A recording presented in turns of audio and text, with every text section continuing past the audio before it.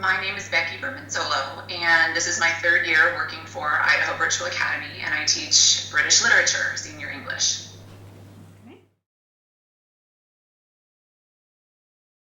So my typical day looks like I get up at about 3:30 in the morning, but that's normal for me. And I turn on all my computers, so I have 2 laptops and I have 2 flat screens.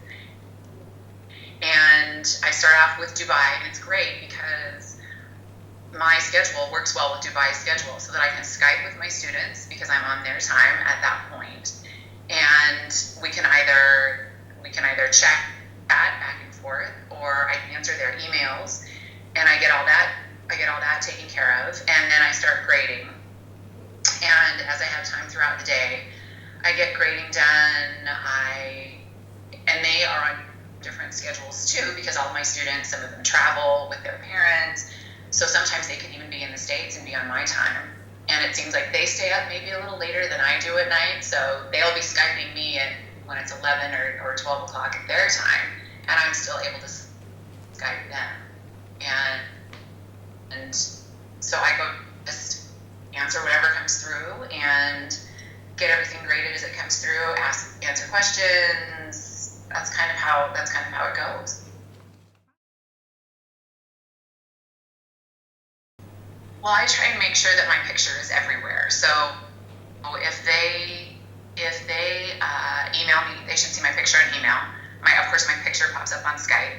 And if I'm in my live Class Connect sessions, my picture will pop up there as well. If I want to, I can just turn on the camera in Class Connect sessions and they can see me also. So there are a couple different ways that students can see us. Okay. And how?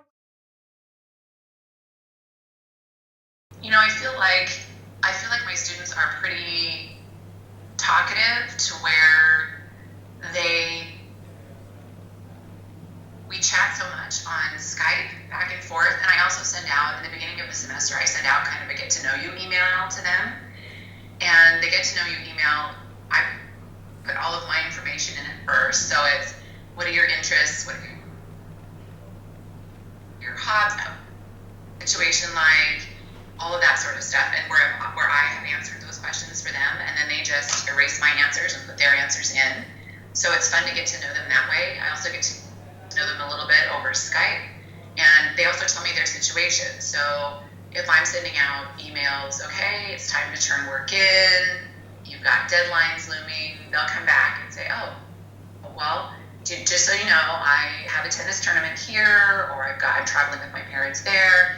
So this is why I haven't been necessarily up on my schoolwork. So that helps me get to know them a little bit better as well. So can you? The easiest way to explain how you teach online is students are expected to actually go in, and all of the curriculum is online. It's rigorous, it's interactive, it has tons of things for the students to do. It really is self-explanatory, but in order to get that human element in, I hold live Class Connect sessions, and I've also done recordings of all of the units. So I put together PowerPoint presentations. I record myself going through all of the information so they can go in and actually hear what they're supposed to do on all of the assignments. After they do that, if they have questions, and they can come to me on Skype, or they can join me in my live office hours. So I track students' progress. Every 2 weeks, for sure, I go in, I look at I have everything on a clipboard. I print everything out. I'm one of those people who needs to see everything on paper. So I go through and I keep track of all of their calendars and everything that they've been doing for the past 2 weeks. I go through and I enter in zeros for missing work, and I put in comments in their comment boxes that say, okay, this is when this is due, this is when the permanent due date is coming up, so that they know. And as soon as I place zeros into their system, that shows up in their system as overdue. So it'll come up as a little red overdue notice. And so they immediately know, as soon as they access British literature, okay, this is something that I have to do, it's something I've got that's overdue, and I need to get it done. So I make assess students is I try and be very specific about what I'm looking for. I'm an English teacher, so there's nothing that I can say in 3 words that I'm not going to say in about 4 paragraphs. So I make sure that when anything that I put out to them, whether it is a PowerPoint presentation or whether it's an announcement in my classes, every time they pop into my classes, every time a new unit pops up, I make sure there's a new picture that shows up so that they immediately see that something new has popped up in their inboxes, and a new unit has come up. I make sure that all of the due dates are there and they know what's expected. So the PowerPoint presentation is in their announcements, the recording is in their announcements, and then in those PowerPoint presentations and in the announcements, I make sure that the students know, all right, this is what I'm looking for. This is exactly how I'm going to assess you. This needs to be there. This needs to be there point by point by point, because I don't have them face to face in class every day. And I need to make sure that if they come back to me and say, well, I was confused on this point, I can go to them and say, all right, let's go back to the PowerPoint. Let's see where you were confused. What do I maybe need to change to make things more clear to you?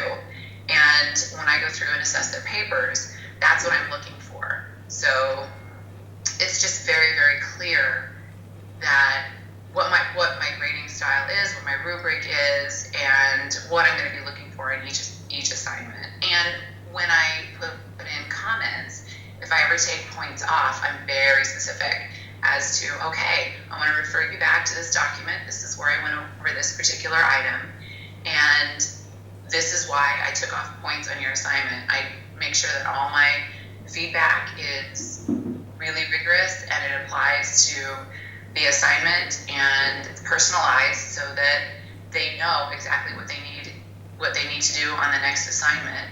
And I just try to be as specific as possible. Okay, and how? We have 2 types of exams online. We have teacher-scored exams, excuse me, and we have computer-scored exams. And those come up on they have them on their calendars. They also come up on their due date calendars online. So they'll take the computer-scored on their own. Well, they take them all on their own, but the computer-scored pops up immediately. Their grade will pop up immediately. The teacher-scored are usually, especially in my class, they're essays. So as soon as they turn those in, I'll go in and grade those and get those graded.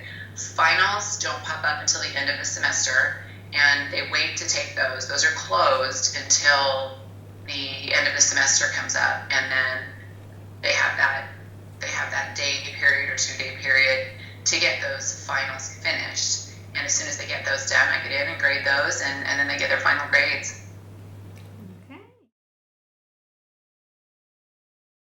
Because I've taught this class so many times, it's pretty easy to know where everybody is. And I'm just teaching.